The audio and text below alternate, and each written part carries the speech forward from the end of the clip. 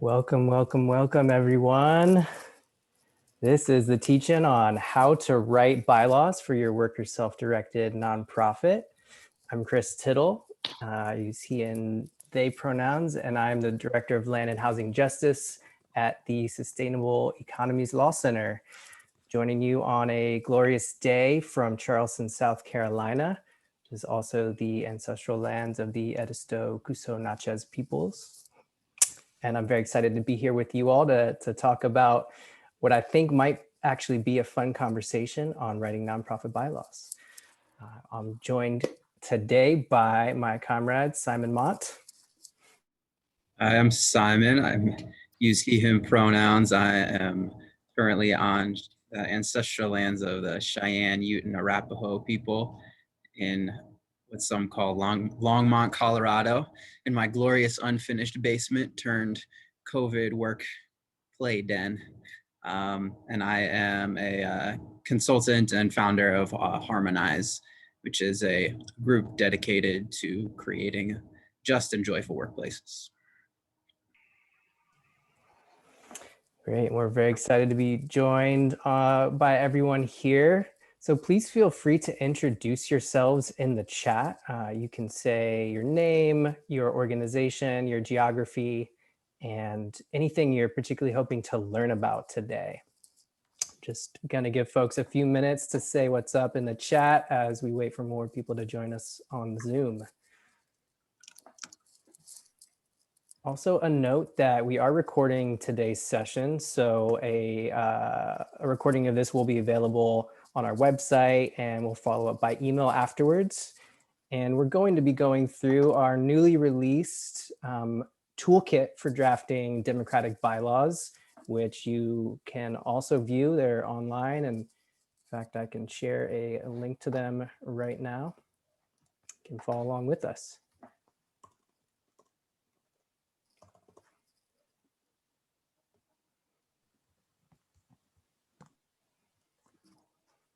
If I can copy and paste. Great. So yeah, Simon and I are going to be talking a lot at the beginning. We're going to try to cover a lot of content today, and we invite you to ask questions in the chat as we go. We'll see if we can address some of them in the moment, and we're definitely going to leave time at the end to have more of a Q&A. So please share your questions in the chat as we go. We're tracking them, and we'll try to address them at the end if we don't get to them during. So yeah, with that, I'm going to pass it over to Simon. Yeah. To echo what Chris said, I'm glad y'all are here, and also holding the possibility that this is a very fun, enlivening conversation, even though bylaws, people's eyes glaze over, and many of us have associations of bylaws with archaic power structures or boards that didn't work. We're really holding bylaws as a tool and a space to really think creatively about exactly how we want to be with each other and how we want to organize and how we want to embody our values as we do the work. And just as we go, the quick disclaimer is that this guide and this whole workshop are not legal advice. So everything we're saying, we're not saying with the intention that you directly apply it to your own organization in a very specific way without really taking a look at your state law and consulting other lawyers, because the particularities vary by state and by organization. So you'll probably want to check in with lawyers. And while a lot of the stuff here is, a lot of the legal content here is similar between states, and some of it has to do with federal things like the IRS, most of our slideshow is based on California law. And the purpose of our main intention right now for this workshop is really to give a really great orientation for how to use the toolkit that we created. We're not gonna walk through every aspect of creating bylaws step by step, because it's kind of a long process. But the toolkit itself has a lot of detail and a lot of resources, and we want to just orient folks toward it, kind of bring up the conversation and help you understand exactly how to use the toolkit. And the the basic gist is that the toolkit's designed to help facilitate conversation in the organization to make decisions about the key aspects of bylaws that are going to be relevant for you. So we've broken it into 21 sections of bylaws. Each section's got a green header for the explanatory slide. It's kind of, this is basically what this section of a bylaw is. And then an orange header for a sample bylaws clause. And inside each one, we really want to encourage you to take a look at the speaker notes. So inside the speaker notes is a lot more detail and a lot more complexity that's on the slide. And that is something, so if you were using this to guide your organization through conversations, you might have everyone in the organization look at the green slide and have your facilitator of the conversation be sure to be familiar with the speaker notes so they can help steer the conversation a little bit more.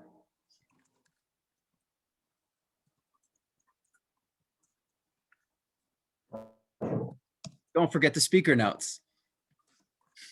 Yeah. Great. So what are bylaws? What are we even talking about here?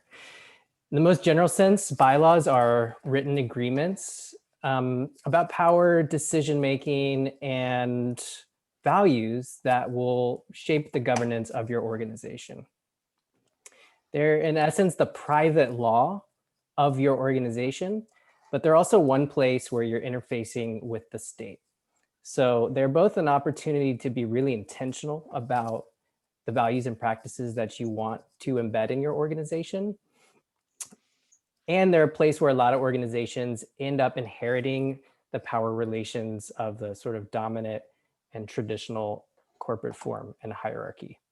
So, you know, as long as your bylaws comply with your state law, there's actually a lot of space to be creative with what you put in them. And that's what we're going to talk a lot more about today.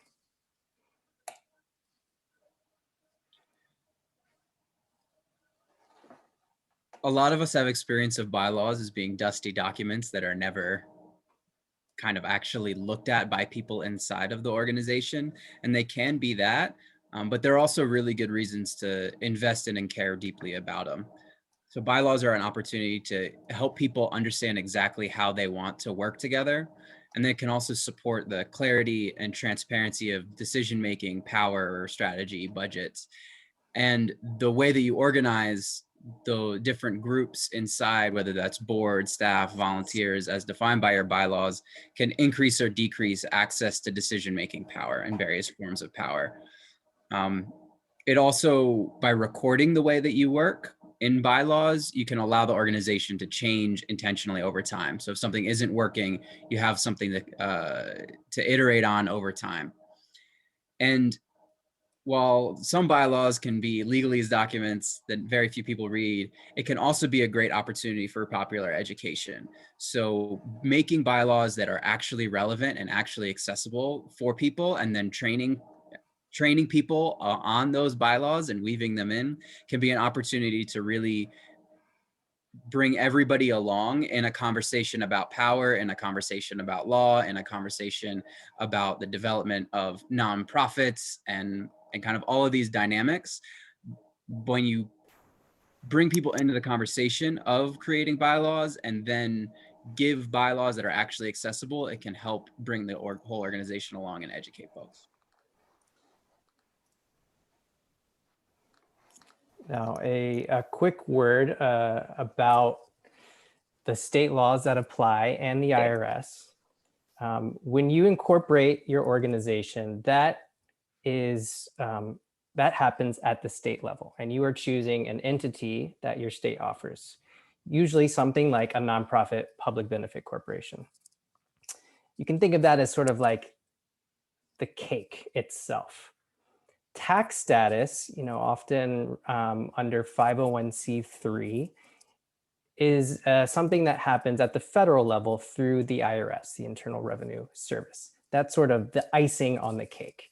Now, it's really beyond the scope of both this toolkit and our workshop to go through all of the implications of entity choice and tax status, but just to know that there's at least those two areas of law that will implicate some of the decisions that you make.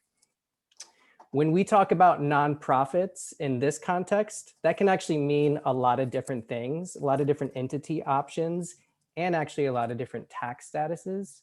We're primarily talking about organizations that are incorporated as something like a nonprofit public benefit corporation organized to satisfy 501c3 laws.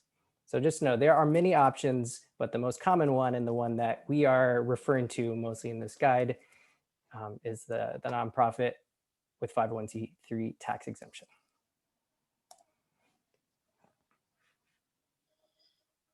And when we create bylaws for nonprofits with 501c3 tax exemption, there's actually a very small amount that has to be, that's legally required to be in those bylaws.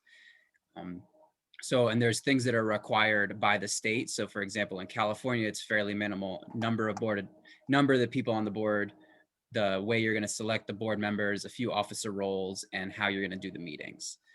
And then for tax exemption, when you apply for tax exemption, the Form 1023 asks if you have a purpose clause and a dissolution clause. So what's the purpose, the tax exempt purpose of your organization, and what are you going to do with the assets if your organization dissolves? And then on the 990, there's another couple things that aren't technically legally required, but the IRS considers them to be best practices and will ask on the 990, and that can be relevant for potential audits and then also for potential funders who look at your 990. So things like conflict of interest, whistleblower, document retention, and compensation determination. And then there's some things that practically speaking are really important, though they aren't legally required. A board function, just what do you want your board to do? Do you want, there's some kind of out of the can statements of boards being the center of power, but you can also create a different statement that describes the function of your board and your organization, how you want your board to make decisions when they get together, and how long the board, the term length for the board members are. And with these things listed here, that's kind of your smallest, legally compliant, functionally practical stuff that's going to be in your bylaws. And throughout the rest of our talk, we're going to talk also about the more expansive things that you can put in there when you're really trying to be intentional and then record your decisions about how you want to be operating.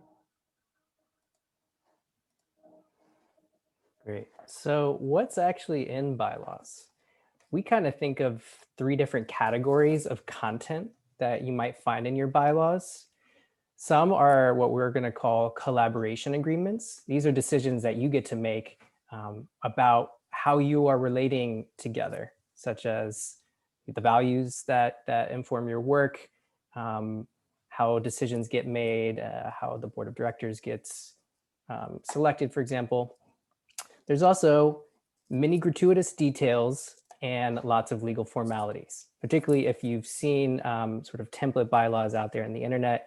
They're often filled with a lot of very legalistic words and phrases that are pretty inaccessible and sometimes by design. The law can be pretty disempowering because it's written in language that a lot of folks, even lawyers, I'll admit, don't really understand. We're going to spend most of our time talking about the collaboration agreements because that's where you have a lot of flexibility and creativity to shape the way you want to relate. But these gratuitous details and legal formalities are also important and sometimes required by state law. So again, it's important that you know what your state law requires. And researching your state's corporation code can also be an empowering act. It is an act of distributing and reclaiming knowledge in a sense. And as you write your bylaws, you can actually write some of these gratuitous details and legal formalities in more plain English than you might have seen them before. There are opportunities for popular education about what the law requires. So just know that you have a lot of power to shape these documents, and what you've seen in terms of templates out there may be good reference points, but you don't necessarily have to use those same very legalistic approaches.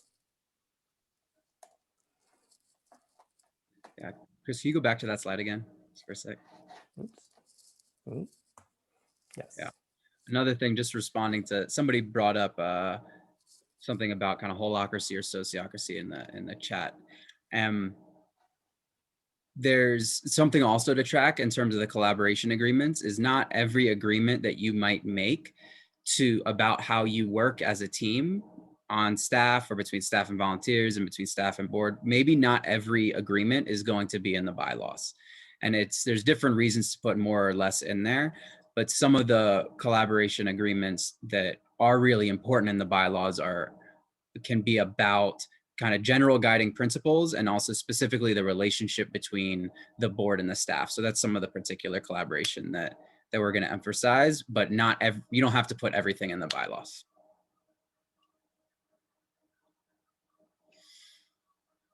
And as we talk about kind of starting the process of writing bylaws, we're suggesting that you start with the basics and build them out as necessary. So the thing that we're going to overview today is a lot of thoughts and a lot of content, a lot of conversation that implicate values, analysis of power, vision, all kind of big things. But if you start with basic pieces and then start to feel into them and then only build them out as necessary, only get more specific when you actually are operating in some way that you want to try to record, instead of trying to imagine ahead of time every possible scenario and use your mind to predict everything, then create a structure based on your mind, then try to live into it. It can be easier to create a little bit, live into it, develop it, create a little bit more, live into it, develop it. And as you do it, enabling participation. So everybody who's going to be, the people who are going to be impacted by the bylaws and the way that you're operating, giving them a voice to impact that because they're going to have knowledge and they're going to be impacted by it.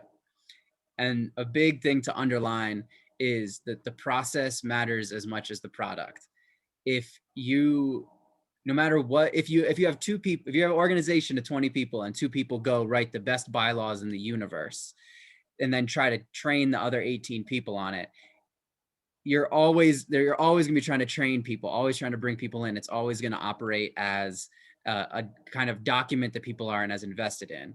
Whereas if you have the people who are actually going to be operating in it, having conversations, deciding amongst themselves about how they want to work together, then recording that in bylaws, you haven't just created a product, you've also created all of the trust and shared understanding and vocabulary that comes with the process itself. And that can be just as important as the document.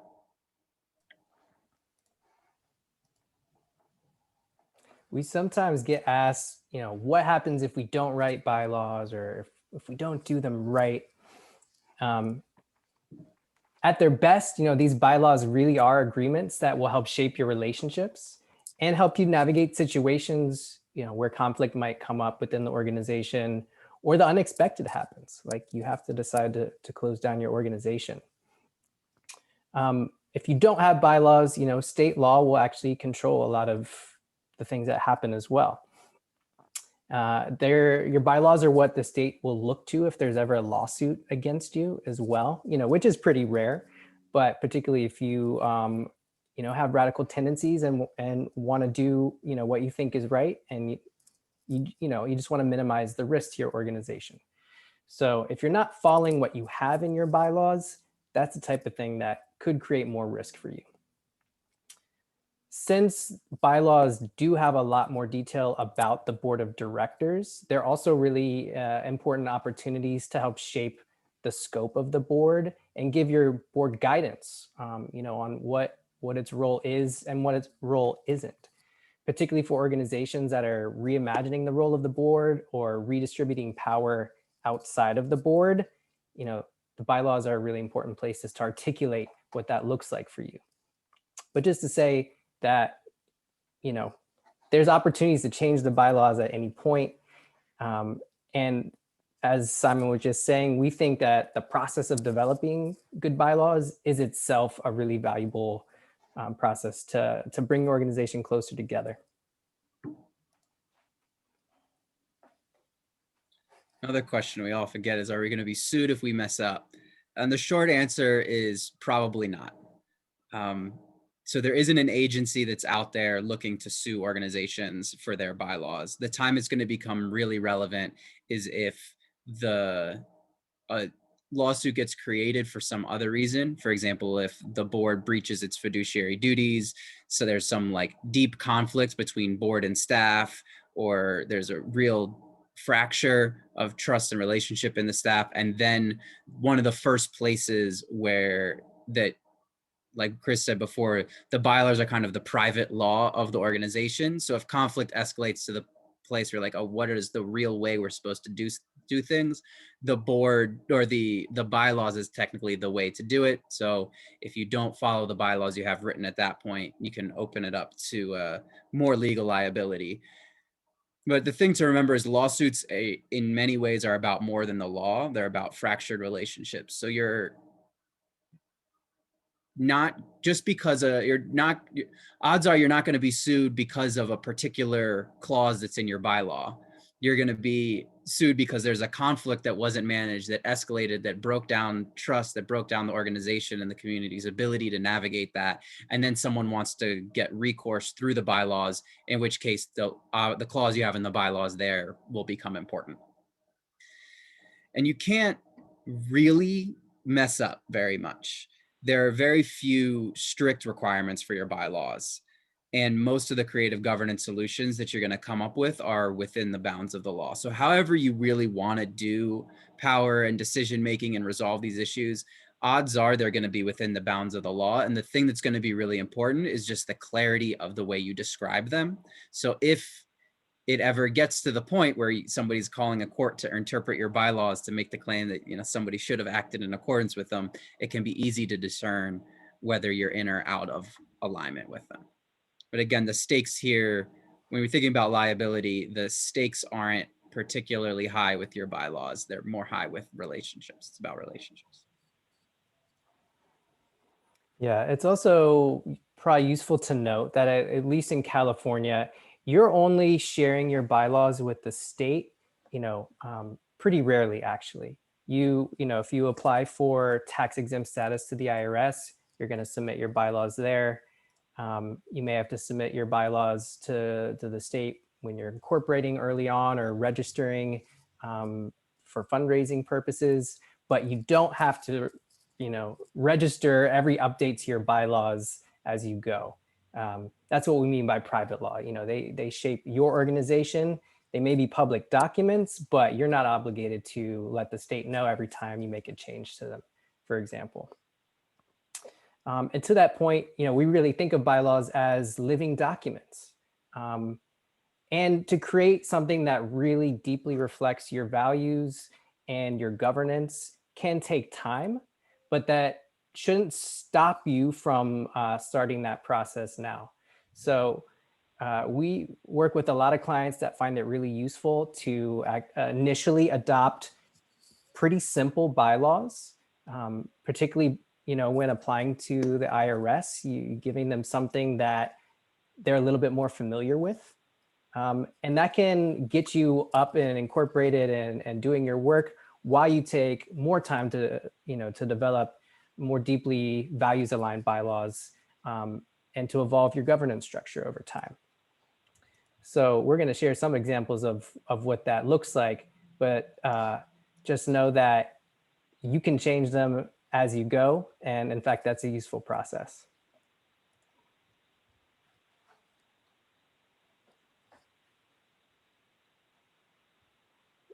Yeah, and in the toolkit, you can click the link for the starter nonprofit bylaws, and that's going to be kind of the most boiled down version of what's legally required. And you can use that as a starting point to think about things.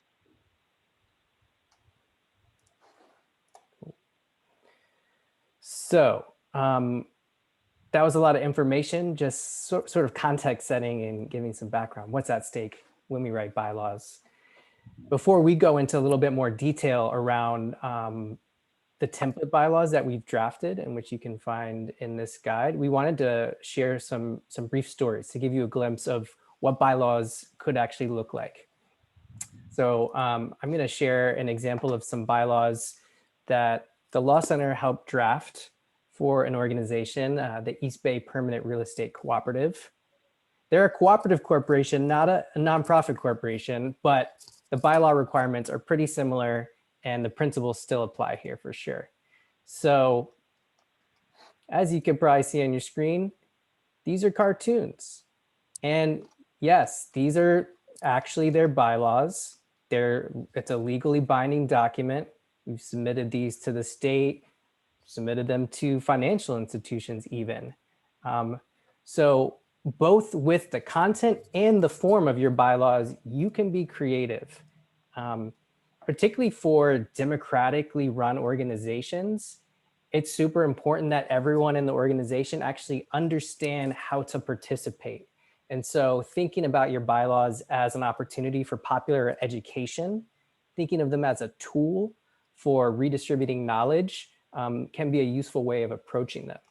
So we worked with this organization, initially, they started with a one-page set of bylaws that just had the very basic requirements. And we worked with them for about a year to develop these highly participatory, highly accessible documents that are deeply rooted in their values and lay out a framework for distributed governance, for spreading power throughout an organization. You can find these on their website. In fact, I'll just put a link to this in the chat in case you want to look through them more. But yeah, like dream big with these. You're not limited to legalese and you're not even limited to Word documents. We had a lot of fun drafting them, and we base actually a lot of this guide that we're sharing today on some of the processes that we piloted with the East Bay Permanent Real Estate Cooperative, using each of the clauses of the bylaws as a facilitated conversation for a large group of folks, so that these bylaws really reflect the visions and the dreams of everyone involved in the organization. So that's one example, one brief little story. I think Simon's going to share another one. Yeah, and with EB Prec, they were very intentional about their bylaws from the beginning. So as they were coming into formation, they started with a lot of intentional conversations about how they wanted to share power and govern themselves. And that's one way that people come into developing bylaws. Another example, I worked with an organization named Fuel Ed, and they work in schools to increase the emotional intelligence and connection and ability for connection and nervous system regulation with teachers to support the education of students. Though I don't think I just did their mission really justice. But when I worked with them to develop bylaws, they were on a different arc. They developed and always knew they wanted to do some type of collaborative structure from the beginning, but as in their initial startup phases, had very traditional bylaws and a board that was structured in a board and staff relationship that was structured more similarly to mainstream organizations. And then their staff started developing a more self-management system, kind of a worker self-directed system just amongst the staff. And that was supported by the board, but it emerged through the staff. And then they came to reevaluate their bylaws as a way of bringing that development that had occurred in staff and integrating the board back in and having the board model start to evolve to enhance the self-management system that was already developing in staff. And it created a great opportunity for both board and staff to come together and kind of bridge gaps that had been in existence about the way that power was being shared and about the way the management was working. So it can be an opportunity both to define the character of your organization from the outset, and redoing bylaws can also be an opportunity to have some needed conversations about changing, evolving, or pivoting the culture and practice of your organization as it's already in existence.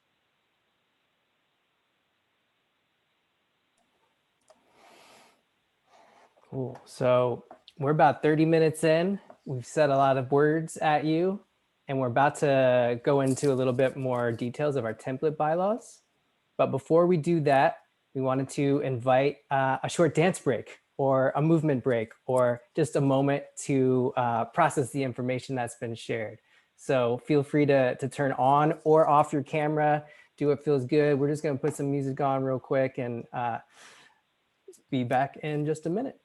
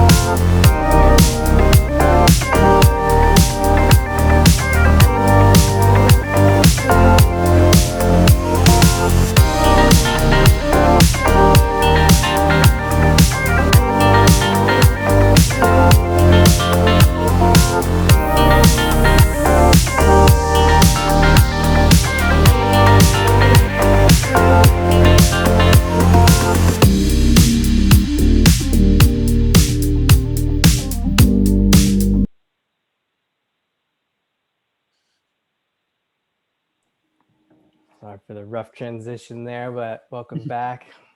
With a little movement break supported you to integrate and ground as we keep moving forward. So the rest of this toolkit and our presentation is going to go through some template bylaws that we've drafted. And again, we've identified, in this case, 21 different clauses that you might want to consider for your bylaws and how to rethink them to support worker self-direction or participatory governance. Each one of these will have a brief explanation slide and then a sample slide just to give you a sense of what it could look like in practice. And you'll also find in the toolkit all of this in a Google Doc format as well. So you can see what it all looks like when it comes together. So the first clause in many bylaws is a purpose clause. And this is different from a mission statement, which hopefully your organization has or will craft, and that speaks directly to your community. The purpose clause is kind of speaking to the IRS. What is your tax exempt purpose for your organization? So when you submit your bylaws and your application for tax exemption to the IRS, they're going to be looking at this purpose clause to make sure that it's sufficiently narrow to fit within their definition of tax exempt, whether that's charitable purposes, educational, scientific, religious, whatever choice you're going for under there. So it's common to use the actual language of the IRS in this purpose clause. Here's some examples. And knowing that you can articulate what your actual mission is in more detail, in other spaces, whether that's on your website or elsewhere in your bylaws. But think of your purpose as articulating your tax exempt purpose, if that is something that you're seeking.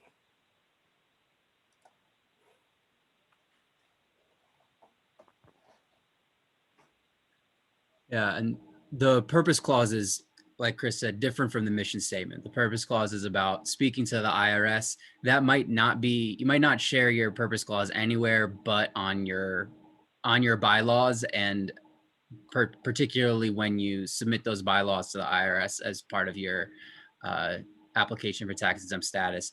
The mission statement is more about really what is your organization doing? How does it contribute to the world you want to see?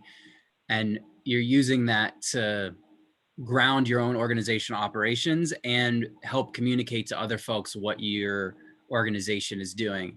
And one thing to consider while crafting your own mission statement is thinking about how it relates to other groups that are working towards similar goals.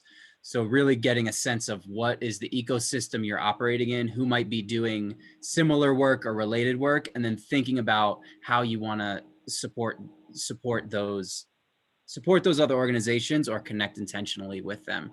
So if you're in a space and you realize there's a lot of service provision happening and you're wanting your organization to come in and do movement building, understanding that the ecosystem that you're in can help you better understand how your organization can show up for it.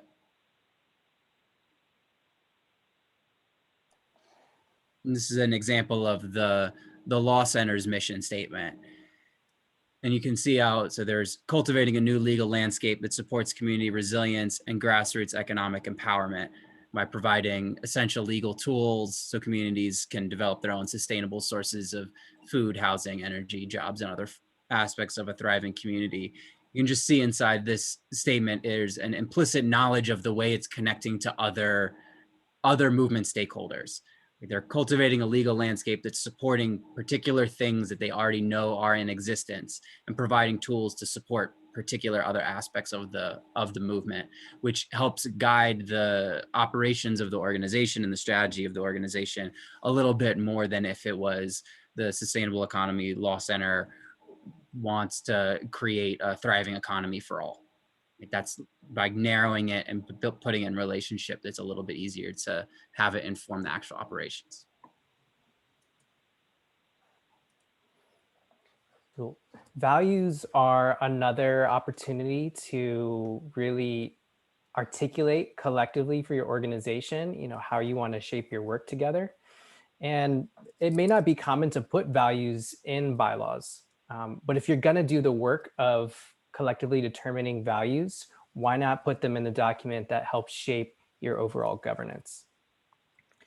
Value statements and bylaws are often not legally binding, but they are reference points for how to interpret the rest of those bylaws. And putting them there really expresses a commitment to those values and helps to anchor your organization's work, particularly over time. If you're imagining yourself generations from now, what's the work that your organization is going to be doing? Having those values really embedded helps ensure that you stay on point. Yeah, and there's a lot of different ways to go about crafting values together, but kind of like this overall bylaws drafting kit, the process for coming to them is often as important as the outcome. And since bylaws are speaking particularly to how you govern yourselves, stating values that express your commitment to power sharing, for example, to equity, to inclusion, these are all things that could be good things to include in your bylaws.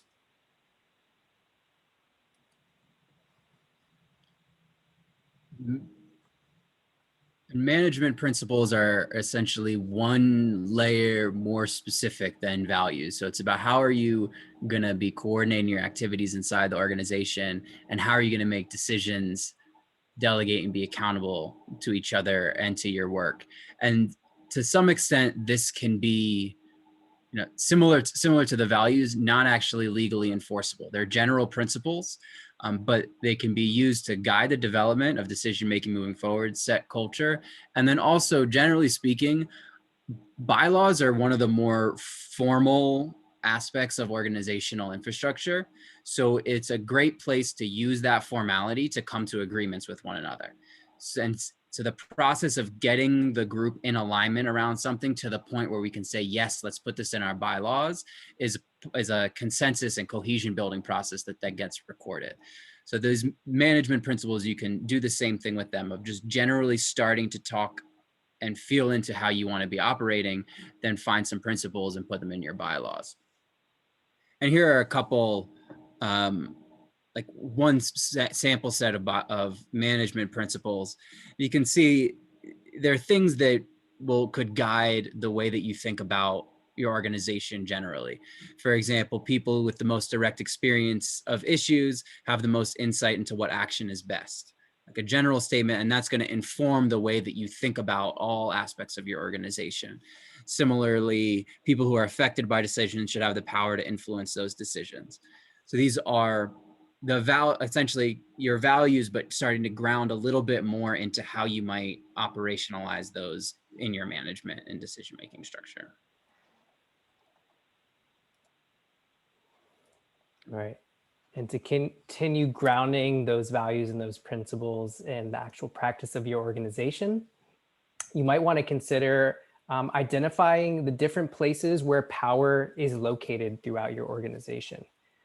So actually rooting your bylaws in the different places where power is spread and to whom power is given, it's a great opportunity to counter the tendency to concentrate power in the board of directors or in an executive director or some other traditional hierarchy.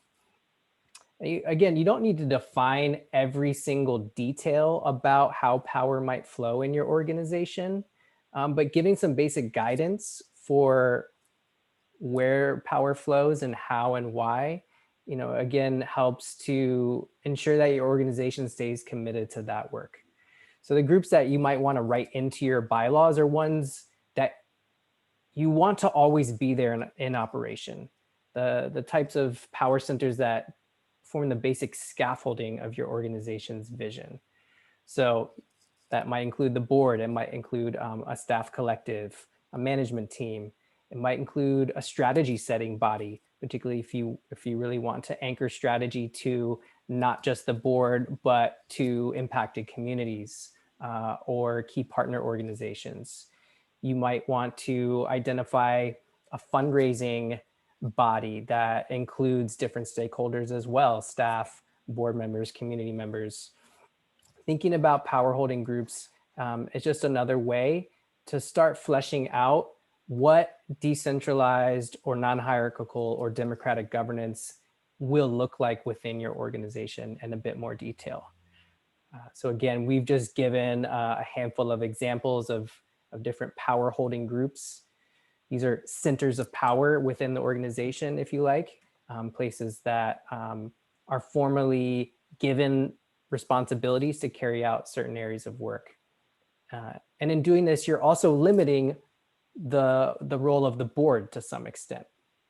The law tends to assume that the board is making a lot of decisions, setting strategy, because in traditional hierarchies that may be the case.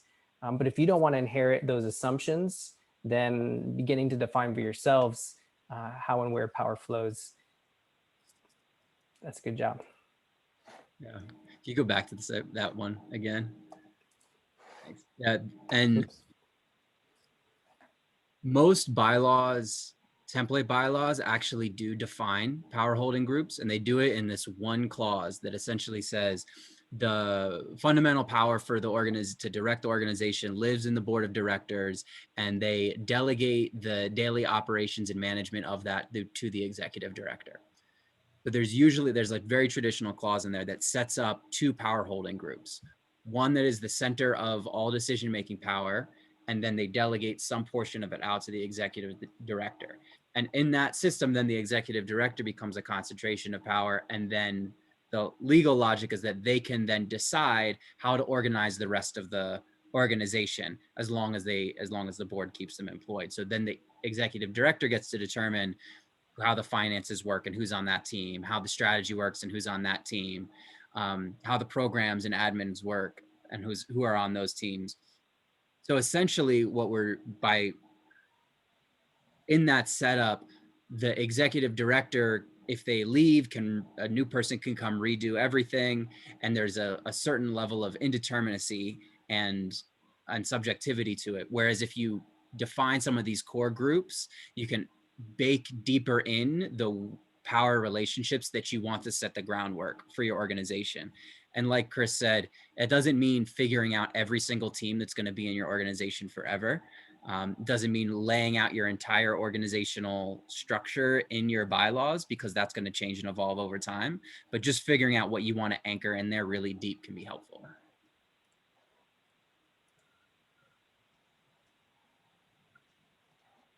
And accountability is something that you will likely not see too much of in a lot of mainstream or template bylaws, but it can be really important and valuable to think about.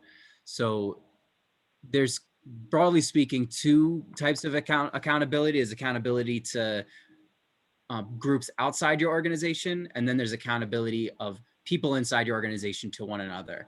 And when we're thinking about accountability and bylaws, we're really thinking about who outside the organization do you want to be accountable to, and what mechanisms exist to make this accountability real.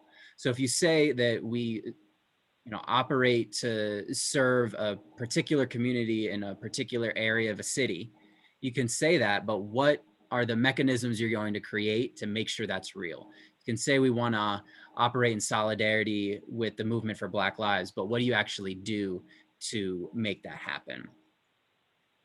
And as far as like thinking more specifically about accountability, you can think about interpersonal, intra-organizational, and then community accountability. So interpersonal is really about how you are operating inside of your organization and the standards you want to set for how you are with each other. Then intra-organizational is how different decision-making bodies are accountable to one another. So what does the board do to how is the board accountable to the staff? In what ways? And in what ways is the staff accountable to the board? In what ways are volunteers accountable to staff and board to volunteers? And then community is that broader thing about how we are accountable to people outside of the community. And again, you can layer as much of this in to your bylaws as you want as kind of a recording bit. Sorry, I got distracted by a comment. You can layer as much of this into your bylaws as you want, but thinking about that community accountability can be one really great place to start, because it will anchor the development of the organizational structure as a whole. Here's just another example, actually taken from the bylaws of the East Bay Permanent Real Estate Cooperative. They actually defined this outside group of folks they called vision protectors, who actually had the power to veto certain decisions or certain changes to the bylaws to ensure that the core purpose of the organization couldn't be watered down or co-opted or subverted over time. So there's opportunities to be creative with how to build in accountability. But as Simon was saying, thinking through like, what does that mean practically speaking, and how do you embed that into your DNA as an organization is a worthwhile conversation, even if that doesn't end up in your bylaws. Similar to thinking through how your organization sets strategy. This is often not in the bylaws either, except to the extent that, as Simon said, there may be a one sentence statement that the board of directors delegates strategy to an executive director or sets strategy itself. But thinking through how is the long-term strategy created within your organization and by who can be an important set of conversations when thinking about governance, decision-making, power, particularly if it's not the board that might be setting your strategy. Articulating actually who and how you want to go about strategy setting in the bylaws is another way to ensure the voices that you really need shaping your work. So this might end up being more about the process of strategy than the specifics of it in your bylaws. So as an example, a statement that says, strategy emerges from a worker-directed process that incorporates the input of partners, impacted communities, and the board. And the board of directors helps the staff to reflect on the efficacy of the process. So this is identifying where strategy emerges from and what the role of the board is in supporting that process.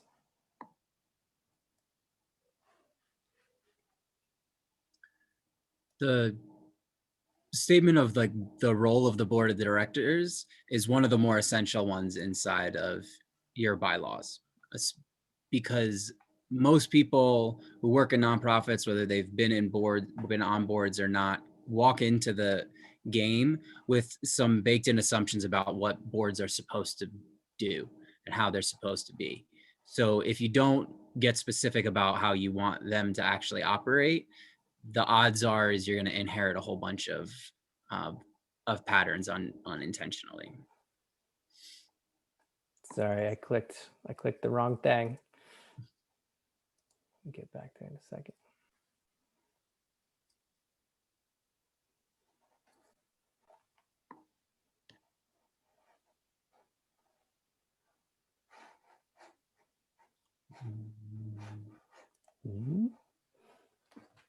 Sorry about the slides. Let's just go with this for now. While you are not in presenter mode, it's just another shout out to the speaker notes in the slide deck, where you'll find a lot more details on an explanation. Some of the things that we're sharing verbally, you can find in the speaker notes as well when you click on the toolkit.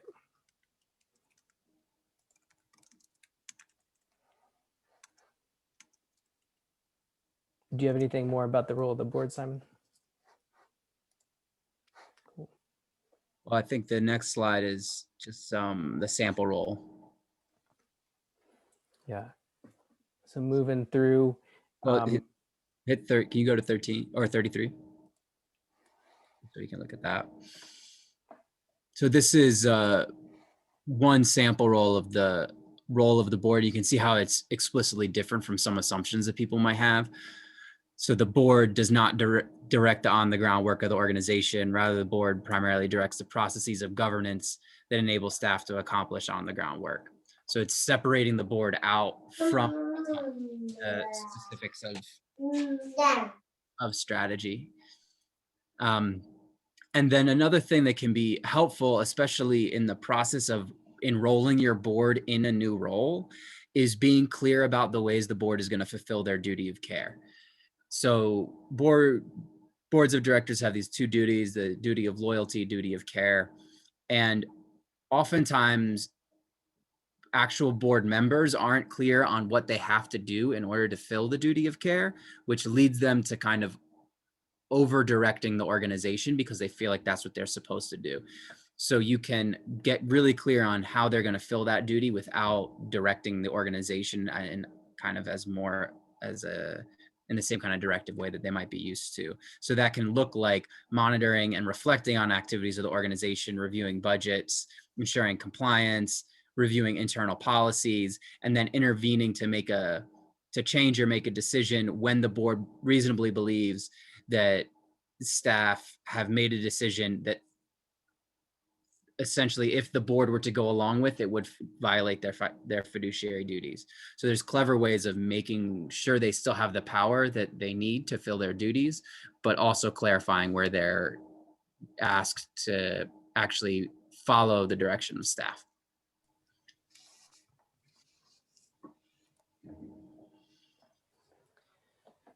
One of the more gratuitous details that you'll find in bylaws, at least in California, are provisions about board meetings and notice. These are required by the state of California, but maybe it's good practice to identify what the expectations are for how your board meets.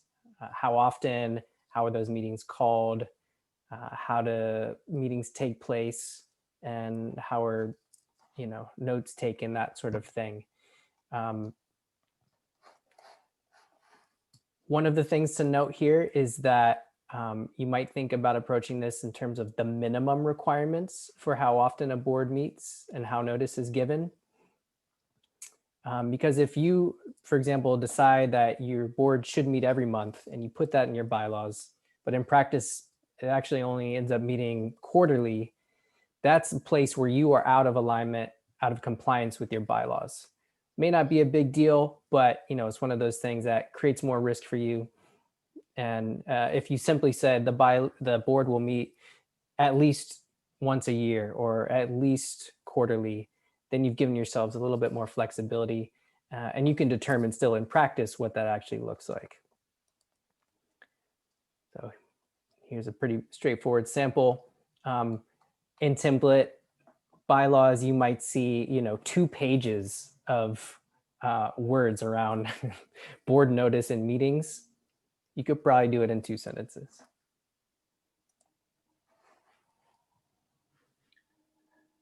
Board decision-making norms are another thing that in template bylaws you might see a whole bunch of legalese. It's pretty hard to understand, but the basic gist is when the board gathers, how does it make a decision?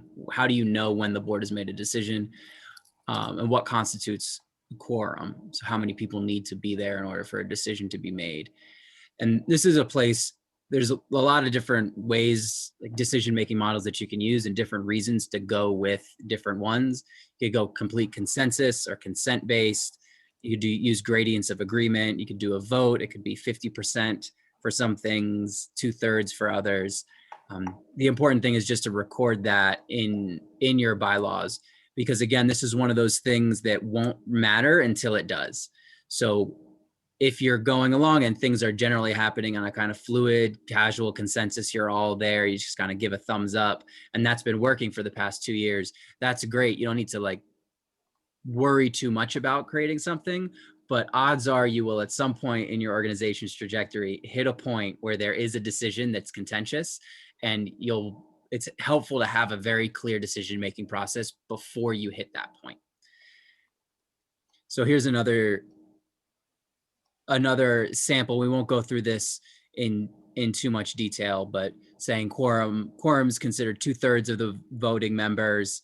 And then the thing that's outlined here for the folks who are familiar with holacracy, it's essentially the holacracy decision-making process where people speak in circles, they ask clarifying questions, and they voice reactions, and then any board member can object to a decision if they would like. And if you do allow for single people to object, it's really helpful to have a clear objection standard. So there's specific reasons why you can object. So in this one, you can object because a decision violates a fiduciary duty or does irreparable harm to the organization or sets the organization backward in its mission. So the fact that there's a very clear, specific objection standard prevents those moments where people are objecting because they just feel like there's a different pathway, or they're objecting because they don't really like the person who proposed it. So that's just one example of a threshold. There's different reasons to put thresholds differently, but it's important to include threshold.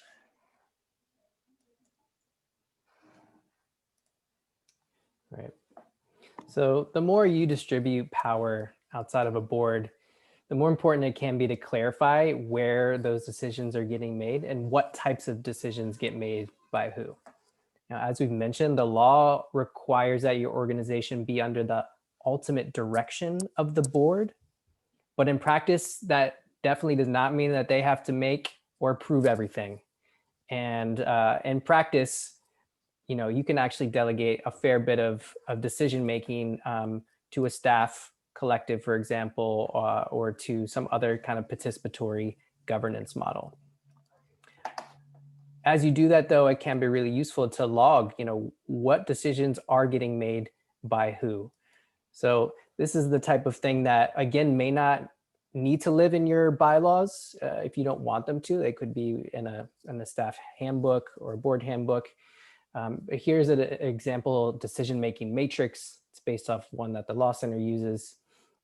We've defined 3 categories, decisions that can only be made by the board, and there's not very many of them. Decisions that actually can be made fully by staff without any required approval from the board. And that's pretty much most decisions day to day. And then certain decisions that really originate from the staff, but then require some notice and a final approval from the board. So these are just some examples. And you may start off with really broad statements here and figure out in practice what decisions are getting made where, and then you can articulate that in a matrix like this.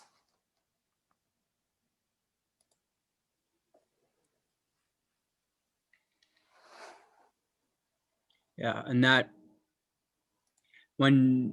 matrix will be more, if you have an organization that's got a whole bunch of different decision-making bodies within it, that matrix that's in your bylaws is more general.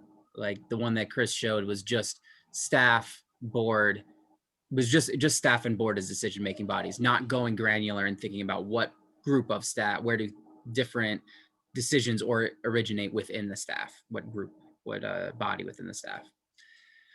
Another thing to consider is the board member roles. So beyond just the board generally, are there specific roles held by individual board members? And then how do those support the functioning of the board and organization? And generally speaking, most states have a couple roles that have to be filled, things like president, treasurer, secretary, and they have fairly modest actual requirements, but you can get a little bit more specific to set expectations for the board members themselves and how you want them to show up, and also to guide who you want to recruit into your board.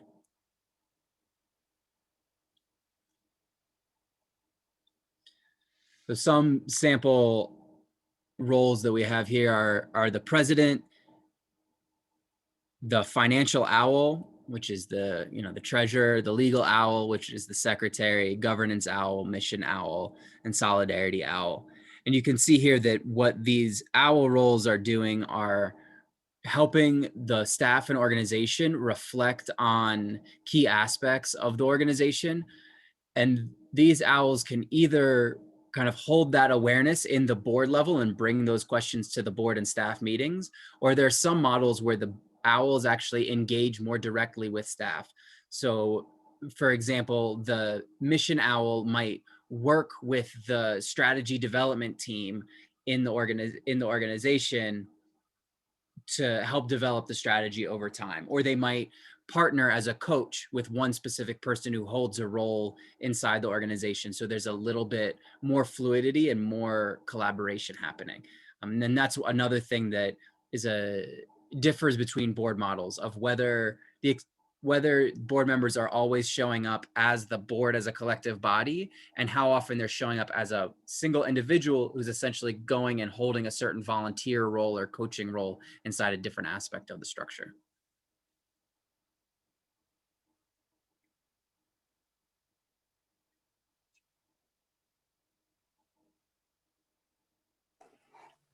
One pretty important piece in your bylaws is how the board actually gets selected and who is on the board. Simon just shared some examples of different roles that you might create on your board. But a more basic question is just who's on it and how do they get there? Now, this will obviously be shaped by the actual function of your board. If it's a working board, you probably want people on there that have the time and the skill set that you're looking for to help drive the work of the organization. If it's a sort of a community governance board, you may want to create a board that is actually elected by certain key stakeholders in your community. Thinking about not just the who, but the how is an important part of the board. And it's worth noting that you can define different processes for different board seats. You may have your president elected by the staff, for example. That's something we do at the Law Center. We have one staff member on our board, and they're put there through a vote by the staff itself. But then we also have a legal compliance owl, and that's appointed by the rest of the board. It's sort of a more technical role, and so the board can find that person that will help support them. So thinking about the different roles on your board and what best process could be used to find and fill that position. Elections, appointments, nomination processes, these are all different things that you can think about. You can even have outside organizations appoint specific board members. So again, there's a lot of creativity, and how you select your board should really reflect the governing values that you want to embed in your organization. So here's a sample that, again, is kind of speaking to a staff-led organization, shows a process whereby staff members nominate board members and go through a process that then the board ratifies.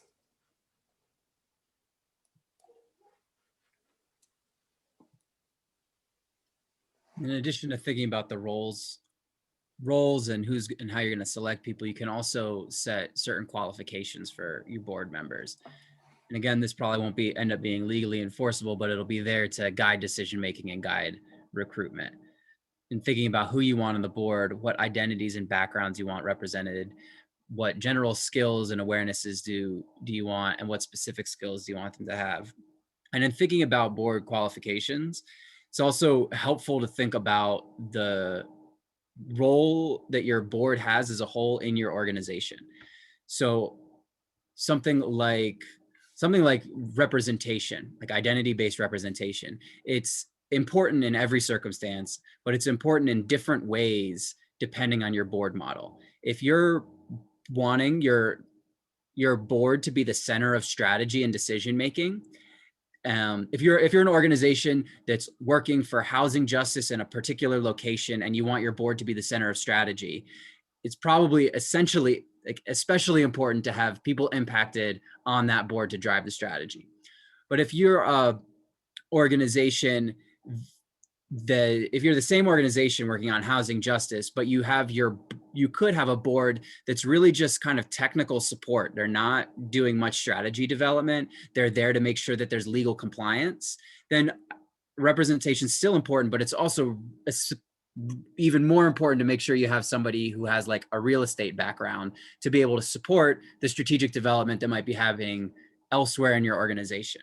So just thinking broadly about really what's the role your board you want your board to play, and then making sure you have the right people in there to play that role. So here we have just some general qualifications of things that you would want for everyone to have. And then in the notes, specific awarenesses, specific skills that you might have for particular roles.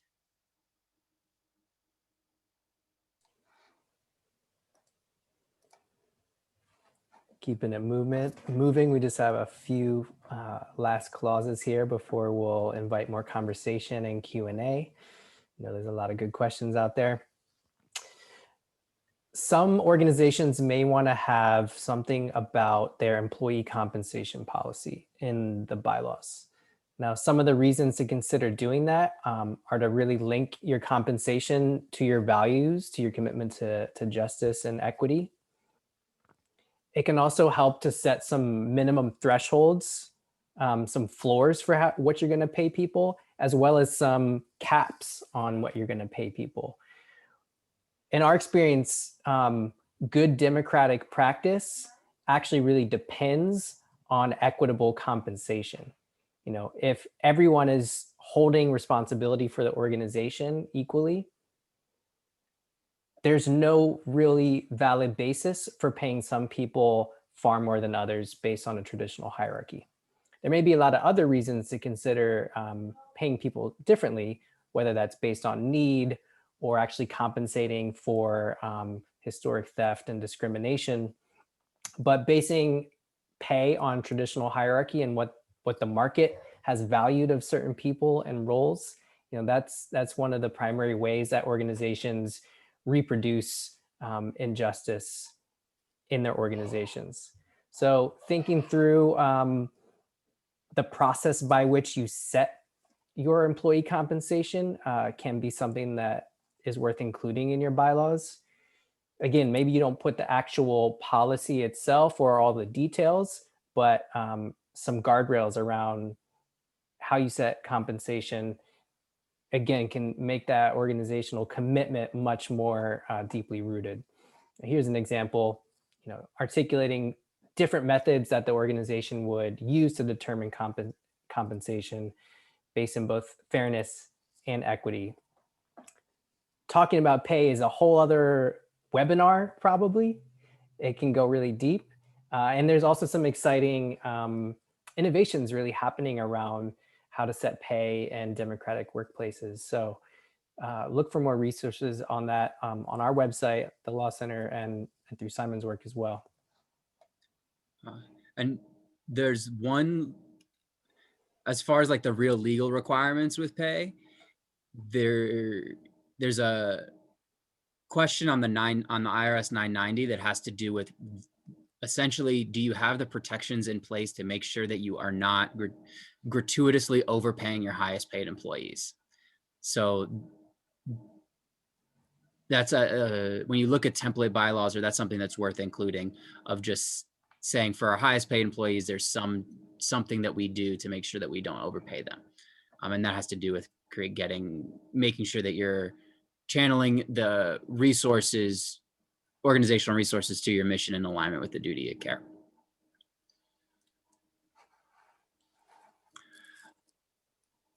Binding the organization. This is one of those things that in a kind of traditional hierarchical organization isn't that big of a clause because it becomes obvious. The question is who can sign contracts that make commitments on behalf of the organization. So in a traditional hierarchy, it's usually like the executive director and the CFO or something. But here, because we're distributing things, you're going to want to just make sure that you're abundantly clear about who can sign what types of documents to bind the organization. And yeah, different reasons to do different things. You can keep it flowing. So this, go for it. Cool.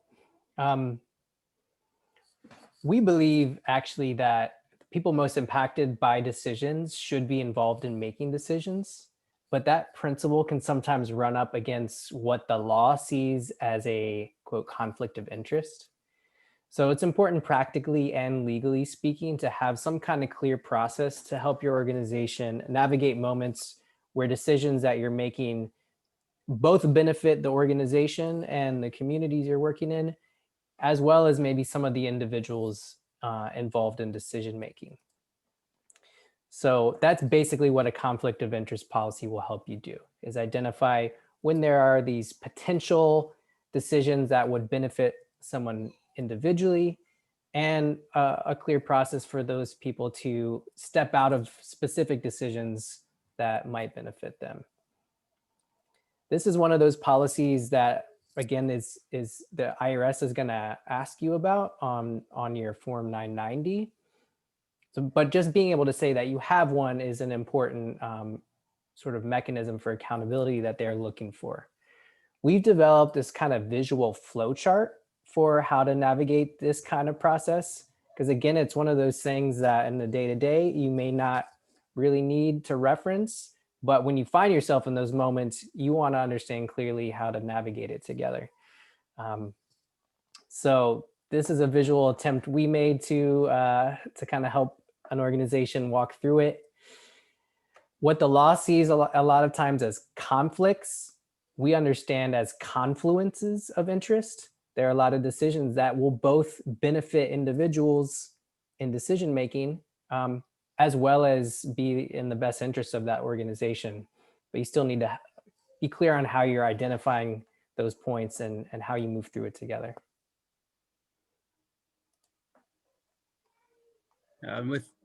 With conflicts, it's also useful to note that the more you distribute your organization, the more people's conflicts matter. So if there's, for example, if you're deciding what building to rent your office in, if it's just your board members who are making the decision, it's just those people who have to make sure don't have a financial stake in where you rent, so that there's something shady that happens. But if everybody tries to do it, then if everybody's involved in decision making, then you kind of have to monitor at a larger level.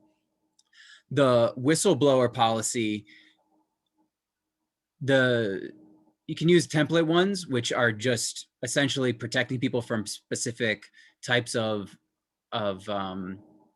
notification of unethical financial or accounting practices.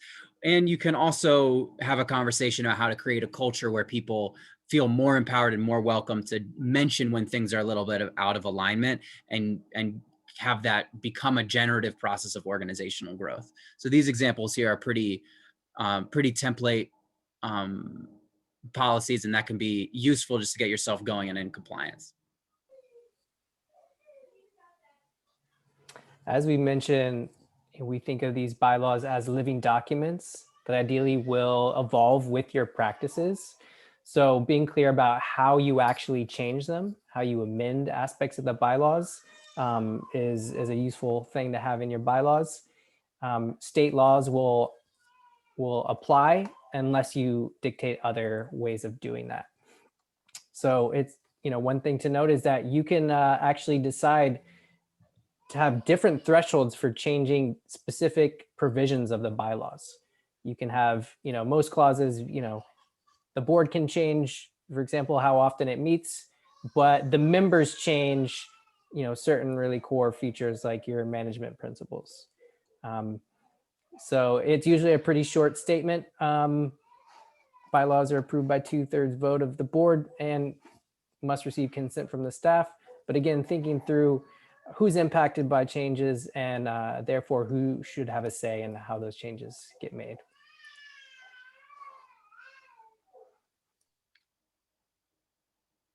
Document retention and destruction policy. There's just some documents that the law wants you to keep on file. So it can be really helpful just to read one of the template ones, just so you kind of know what's up. And there's a specific things that you want to record and keep there. Lastly, but perhaps not leastly, a dissolution clause, meaning what will you do with your assets if your organization ever closes, is important for legal purposes. It may not be the thing that ever happens, ever has to get used, but thinking, into the future, into potentially unforeseen circumstances, is what the bylaws are for on some level. And this is also a chance to be in solidarity. We've worked with a number of organizations that have put in their bylaws that, if they ever close, all of their assets would go to a local indigenous tribe or another organization that has the same mission, maybe naming that organization specifically or more broadly. But having a pretty simple clause like one of these sample ones is sufficient, or a way to further your own values and visions. So with that, I know we've only got 10 minutes left. A lot of questions, a lot of content we covered. Just know that there are links to more information, both on our website and in this document. Put a link to this guide in the chat again as well. And with our last 10 minutes, I think we're going to try to see what we can do to speak to some of the questions that y'all had. So I'm going to stop sharing my screen so we can see some of you. All right. Would you like me to copy and paste the questions that you can answer quickly, or just read them in order chronologically? I don't think you have to read them all out, but yeah, if there's a couple that you were tracking, Tia, that jumped out, we could try to cover those. Yes. Okay, since we only have 10 minutes, I'm thinking of the easiest questions and maybe you can follow up with others. One was from Emily, who is working on a startup. We'll be doing this process next month. The question was, how long does a bylaw creation process generally take in your experience? Not the boilerplate ones, but this kind. Over a month, less, a couple of months.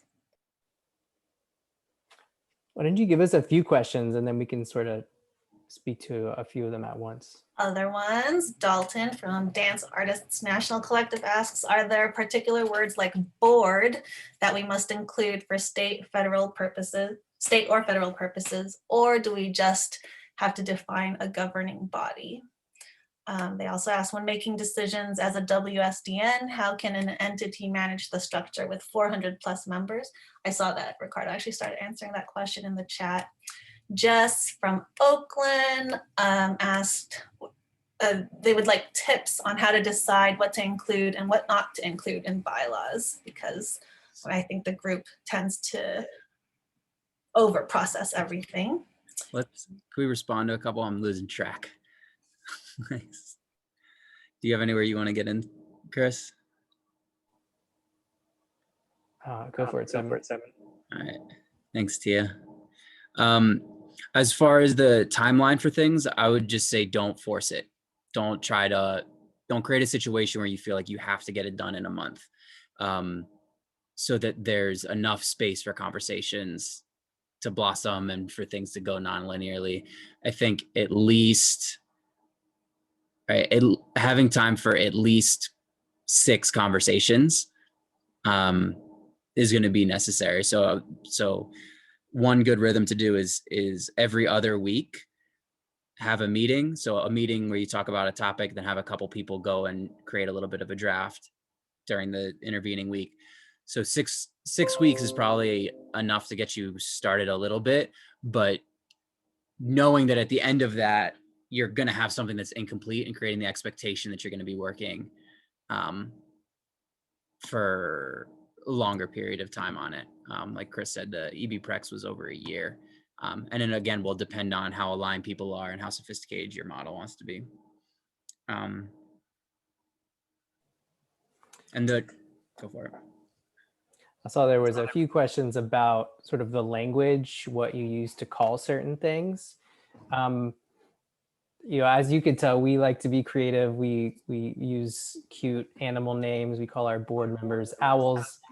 I think one way to approach that is in your bylaws, when you're using more creative language that better reflects your values, you can do that. And for example, you say, our board of directors shall be known as our executive committee or our steering committee. And then you can refer to it using the more values aligned language elsewhere in your document.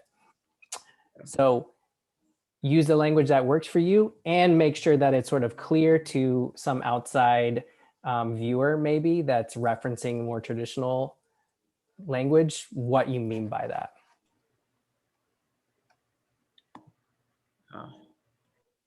So also this question in here about what to include where in corporation bylaws and handbook. Generally speaking, the articles of incorporation are super minimal. Most of this, almost none of this governance stuff is going to be in the articles of incorporation. And then the differences between bylaws and handbook are differences in formality and difficulty of changing. So it can be useful to have the bylaws be the thing that you're running. It's like that's the higher level of formality, something you want to anchor that you think is going to change very occasionally. So core values, core guiding things is in the bylaws, whereas your handbook is something that's going to be changing and evolving on a moment-to-moment basis, because you're going to want you're going to want to be more flexible on some things than others. So that can be one way to think about it. Glad Ricardo's in the chat answering the 400-person WSDN question. The short answer is it's totally possible and will take more than the 5 minutes to explain different ways of doing it. And is a good reminder of when we're talking about worker self-directed nonprofits, we're not actually talking about like a very tightly defined model. We're not talking about a specific way of organizing people. We're talking about general principles and a general ethic that then can be applied creatively to all types of different scenarios.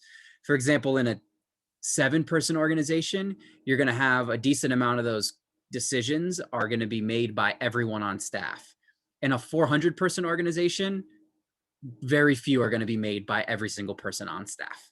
And you're going to have to break things down differently, but you can break things down and delegate and organize in ways that still don't replicate the toxic hierarchies that we're trying to subvert and reimagine.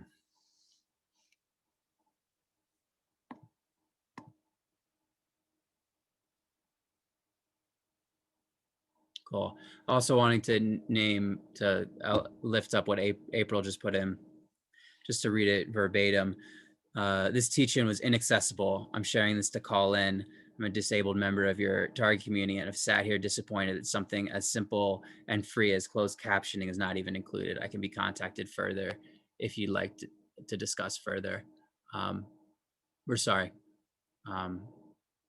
We'll talk about afterward. We'll talk amongst ourselves about why that happened and what we can do in the future. And yeah. There's no kind of excuse. I just want to uplift that and take ownership of that oversight. That's like exclusionary and definitely not aligned with our values at all. So thank you for saying it. At the very least, we can hopefully make a transcript available, or have closed captioning included on a recording that we share afterwards. And yeah, ditto to everything Simon said. So we are coming to a close. I don't know if there's any final thoughts you had, Simon. Yeah.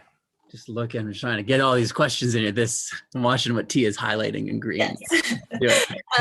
There is one more question from Handed Togrel. Sorry if I mispronounced that, but it's they work with a nonprofit that wants to transition into worker self-direction, and they're wondering if this model opens access to different financial benefits or a new income generating model. Does it depend on state law?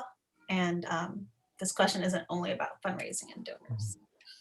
So the question about financial, there's a question about financial model, and then there's a question about governance and management model, and they're related but separate. So it doesn't necessarily open up a different possibility for earned income or any different types of income generation, though practically it can be one of the tools you use in order to open up new possibilities. So you could creating new teams and new ways of deciding things that will lead into different models. But no, it doesn't directly impact your financial model at all. And the financial models that are accessible are generally not going to differentiate too much by state. Most of that's going to be the IRS nonprofit code of what you can do while staying in 501c3.